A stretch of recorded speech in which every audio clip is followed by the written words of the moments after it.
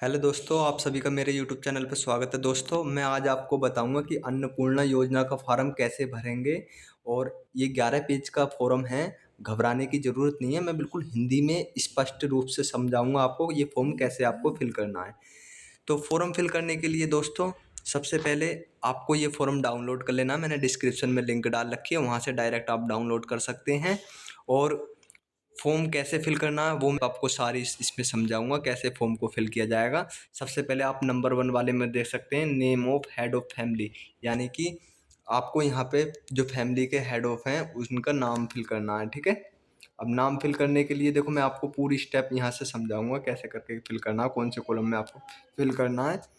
तो आपको यहाँ वाले सेक्शन पे, आपको यहाँ पर जहाँ पे मैंने लाइन खींची है, यहाँ पे आपको फैमिली का नाम, हेड जो है उनका नाम फिल करना है। और नाम कैसे फिल करना है कि एज पर आधार और ऑफिशियल आईडी, यानी कि जो भी आपका आधार कार्ड में नाम हो या वोटर आईडी कार्ड में नाम हो, आप उसके तरीके से यहाँ पे आप अपना नाम फिल कर सकते हैं। ठीक है।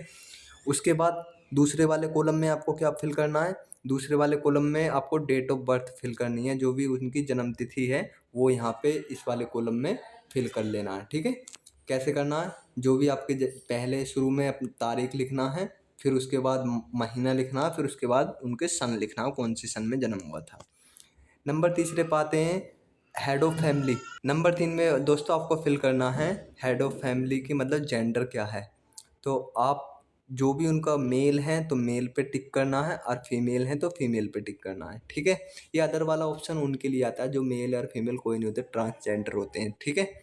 इतना आप जैसे ही आप फिल कर लेंगे, चौथे नंबर पे आपसे पूछेगा आधार ऑफ हेड ऑफ फैमिली। जो भी आपके मुखिया हैं उनका आधार कार्ड नंबर यहाँ पे फिल करना है। ठीक है। अब ये डिटेल देखो, उसकी फिल करना जो आपके मुखिया हैं। कभी आप ऐसा करो कि बच्चे की नाम लिख दिया, डेट ऑफ बर्थ बड़े की डाल दी, या आधार कार्ड किसी और का डाल दिया, ऐसे नहीं करना। एक ही आधार कार्ड की डिटेल यहाँ पे फिल करनी है। ठीक है। तो उनका आधार कार्ड नंबर यहाँ पे फिल करना है। ठीक है। उसके बाद आते हैं 5वें नंबर पे, क्या मिलेगा आपको। 5वें नंबर पे आप, थोड़ा मैं इसको ऊपर कर लेता हूँ। 5वें नंबर पे house hold ID of digital ration card. अगर आपके पास पहले से कोई राशन कार्ड नंबर है, ठीक है, तो यहाँ पे उनका नंबर आप फिल कर लेना। ठीक है। जैसे आप उनका नंबर फिल कर लेंगे, फिर उसके पास पूछ रहा है ये 6ठे नंबर पे, नंबर ऑफ फैमिली मेंबर, की आपकी फैमिली में कितने मेंबर हैं। ठीक है। तो जैसे आप मान के चलो आपकी में 3 हैं तो 3 फिल कर देंगे, अगर आपकी में 4 हैं तो 4 फिल कर देंगे। जितने आपके फैमिली मेंबर हों यहाँ पे नंबर डाल देना। ठीक है।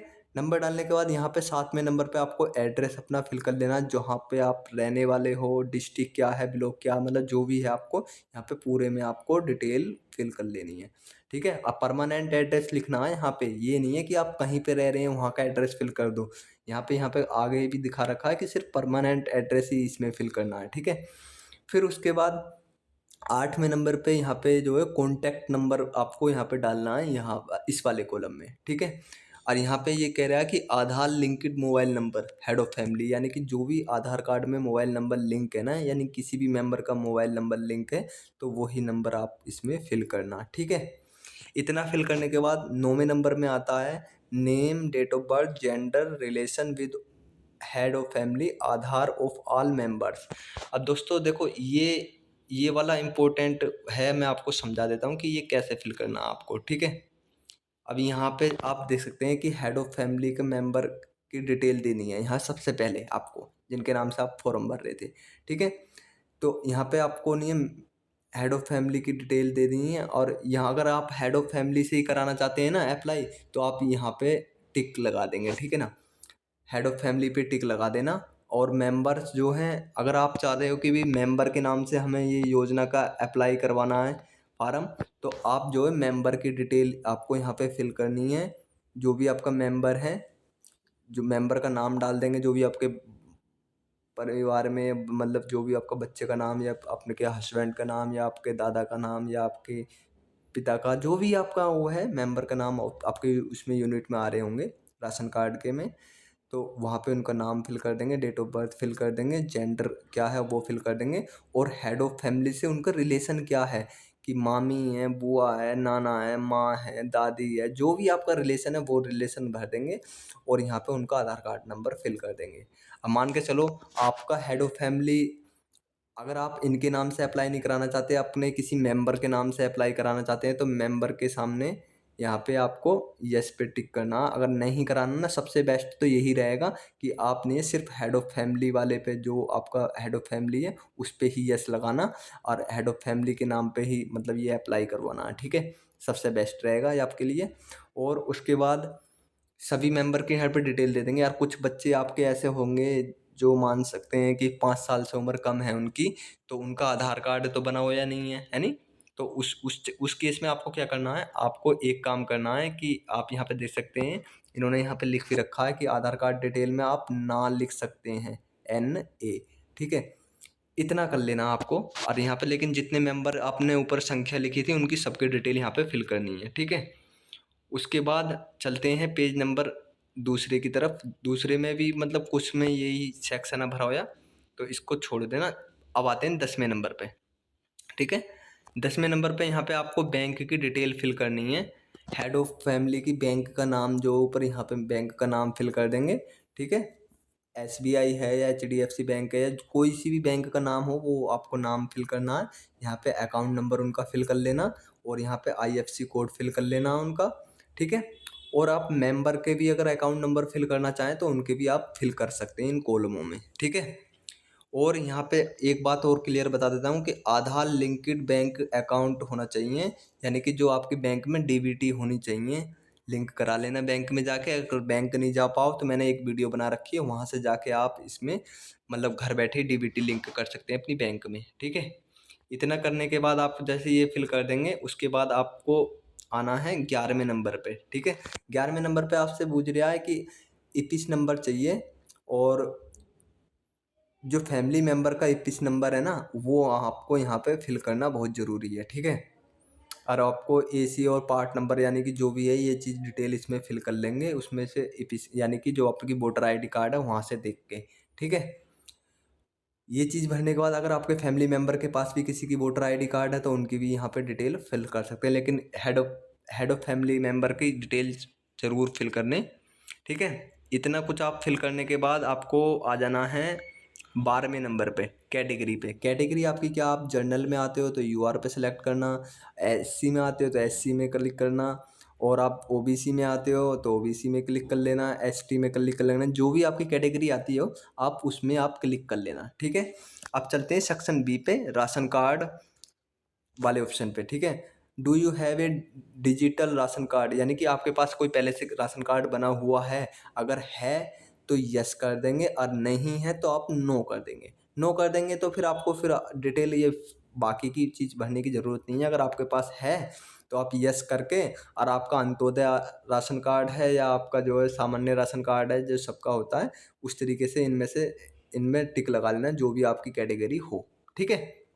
दोस्तों इसमें तीसरे नंबर पे पूछ रहा है कि आप महीने में राशन लाते हो शॉप से, तो यस क्लिक करेंगे, और नहीं लाते हो तो नो पे क्लिक करना है, ठीक है? उसके बाद एसेट्स पे चलते हैं। एसेट्स के पास आपके से पूछा कि आपके पास कोई पक्का मकान है या पक्के कमरे हैं, तो अगर हैं तो यस करना, नहीं तो नो पे क्लिक करना, ठीक है?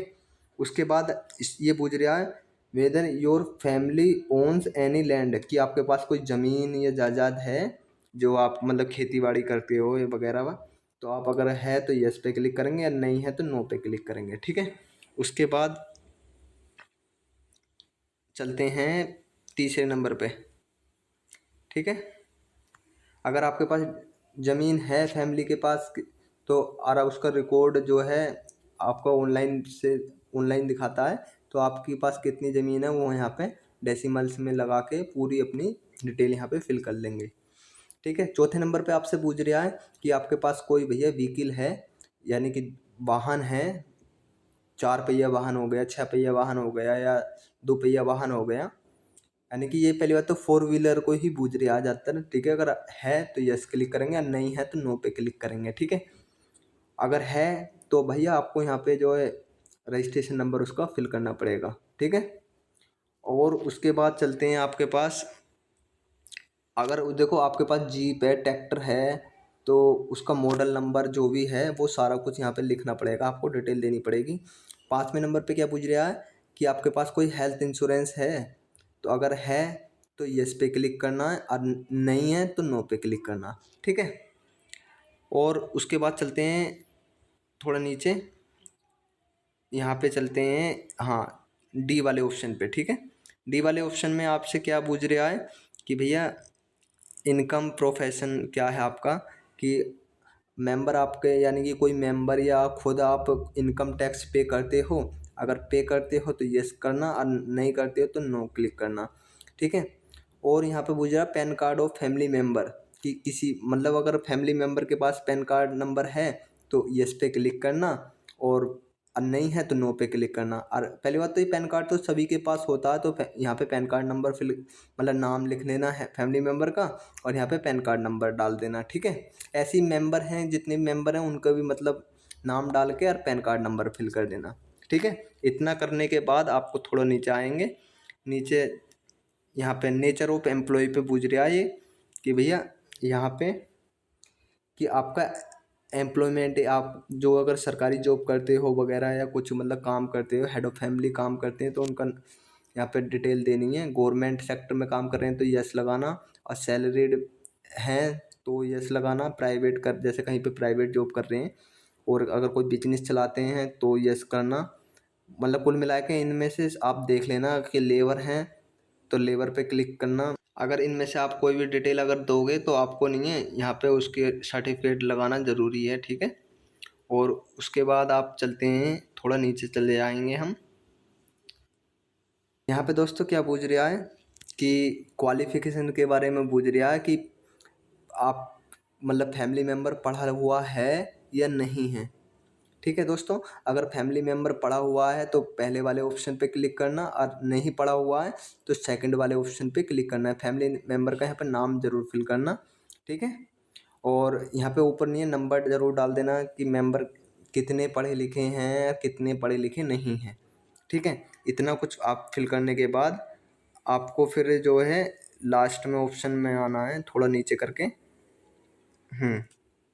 यहाँ पे is any member A farmer current holder any, यानी कि पोस्ट मिनिस्ट्रल, एमपी, एमएलए या urban local bodies, panchayat bodies, यानी कि कोई भी मतलब आप आपके मतलब परिवार में घर में मतलब कोई एमएलए, एमपी या मतलब इस तरीके की कोई पोस्ट है किसी की, तो यस करना, नहीं तो आप नो पे क्लिक करना। ठीक है, उसके बाद आएंगे is any member A government pensioner, की आपको भैया कोई गवर्नमेंट की तरफ से पेंशन आ रही है आपको, तो अगर आ रही है तो यस पे क्लिक करना, और यहाँ पे पेंशन की डिटेल देनी है आपको।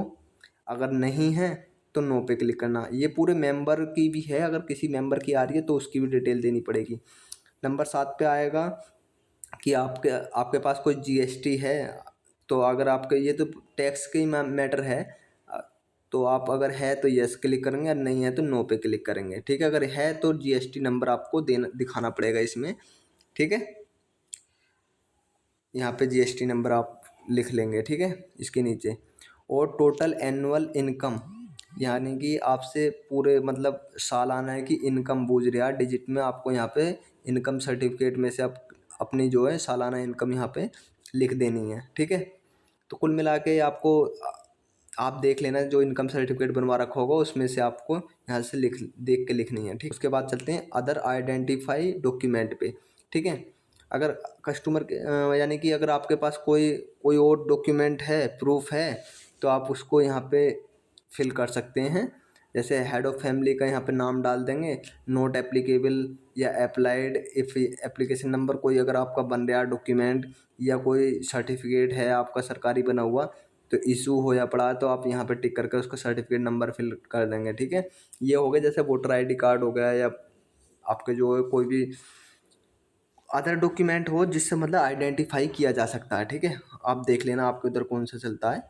उसके बाद आपको चलना होगा, यहाँ पे चलते हैं, नेक्स्ट आ रहा आपसे 7 नंबर पेज पे, फैमिली मेम्बर के पास किसी के पास क्रेडिट कार्ड है या कोई इनमें से कार्ड है, तो आपको और वो इशू है पड़ा तो उसका नंबर डालना है, और उसकी डेट ऑफ बर्थ जो कब इशू हुआ था वो डालना है। वो डिटेल इनमें से अगर किसी के पास भी है तो आप फिल कर देंगे। ठीक है, नहीं है तो आप इसको खाली छोड़ देना। ठीक है, उसके बाद आप चलते हैं, हाँ, यहाँ पे तीसरे नंबर पे चलते हैं। तीसरे नंबर पे है if deleted in SIR 2026 case pending in, यानी कि आपका जो SIR फॉर्म में कोई मतलब नाम डिलीट हो गया है या उस पर कोई केस चल रहा है, पेंडिंग चल रहा है, तो वो डिटेल इनमें सबकी देनी है। और नहीं है तो इसको आप खाली छोड़ सकते हैं। ठीक है, खाली छोड़ देना। उसके बाद चलते हैं पेज नंबर, ये कौन सा था, 7 8वें पे। हाँ, 8वें पे क्या पूछ रहा है, details of all children in family attending school. आपके पास जो भी, देखो यहाँ पे मोबाइल नंबर डालना है और बच्चे अगर आपके पढ़ रहे हैं तो वो डिटेल आपको देनी है कि अगर गवर्नमेंट स्कूल में पढ़ रहे हैं तो गवर्नमेंट वाले पे टिक लगाना है, स्कूल का नाम देना है और यहाँ पे बच्चे का नाम देना है। ठीक है, और अगर आपका जो प्राइवेट में पढ़ रहा है तो प्राइवेट पे टिक लगाना है। इस तरीके से आपको डिटेल देनी है जो जो भी मेंबर आपके मतलब वो पढ़ रहे हैं। ठीक है, उसके बाद चलते हैं आप नेक्स्ट पेज पे। नेक्स्ट पेज में आपको क्या मिलेगा, हाँ, इसी पेज में एक लास्ट में ऑप्शन मिल रहा है कि चिल्ड्रन वैक्सीनेशन स्टेटस, कि अगर आपके भैया बच्चे का टीकाकरण हुआ पड़ा है, कंप्लीट हो गया है, तो यस करना, और नहीं है तो इसको खाली छोड़ देना। ठीक है, अगर लगा पड़ा है तो भैया सर्टिफिकेट डाउनलोड कर लेना, वहाँ से उसका सर्टिफिकेट नंबर यहाँ पे फिल कर लेना। ठीक है, उसके बाद चलते हैं पेज नंबर लास्ट की तरफ, 9 की तरफ। 9 में क्या बोल रहा है, बेनिफिट्स अंडर गवर्नमेंट स्कीम, यानी कि अगर जो हेड ऑफ फैमिली मेंबर है वो पहले से ही मतलब DBT के माध्यम से कोई भी सरकारी योजना का लाभ ले रही हैं तो यस पे क्लिक करना, नहीं ले रहे हैं तो नो पे क्लिक करना। अगर ले रहे हैं तो स्कीम का यहाँ पे नाम डालना, कौन कौन सी स्कीम का मतलब लाभ ले रहे हैं। ठीक है, और अगर मेंबर ले रहा है आपके मतलब परिवार का कोई सा ले रहा, मतलब घर में मान लो आपका बेटा है, बेटी या किसी और को मिल रहा है, तो यस करके वो स्कीम यहाँ पे आपको फिल करनी है। ठीक है, उसके बाद चलते हैं नेक्स्ट पेज पे। नेक्स्ट पेज में आपको मिलेगा, क्या मिलेगा, हाँ, डिक्लेयर करना है आपको। यहाँ पे डिक्लेयर पे आई आई एग्री पे, ये जो है ना, आई हेयर बाई डिक्लेयर, यानी कि एग्री के पास में यहाँ पे टिक लगा लेना है और यहाँ पे अपने हस्ताक्षर कर देना, साइन पाइन जो भी आपको मारना हो साइन। ठीक है, वो करने के बाद आपको थोड़ा सा नीचे आना है और नीचे आने के बाद यहाँ पे आपको, दोस्तों इस वाले पेज को बिल्कुल छोड़ देना है, ये अधिकारी खुद अपने आप भरेंगे, या आपके भरने के लिए नहीं है। जिस टाइम आप डॉक्यूमेंट लेके जाएंगे वो अपने आप तुम्हारे डॉक्यूमेंट देख के वो डिटेल फिल करेंगे इसमें। तो इसको बिल्कुल एकदम खाली छोड़ना है, इसमें कुछ भी मत भरना। फिर लास्ट वाले फॉर्म पे आ जाएंगे हम।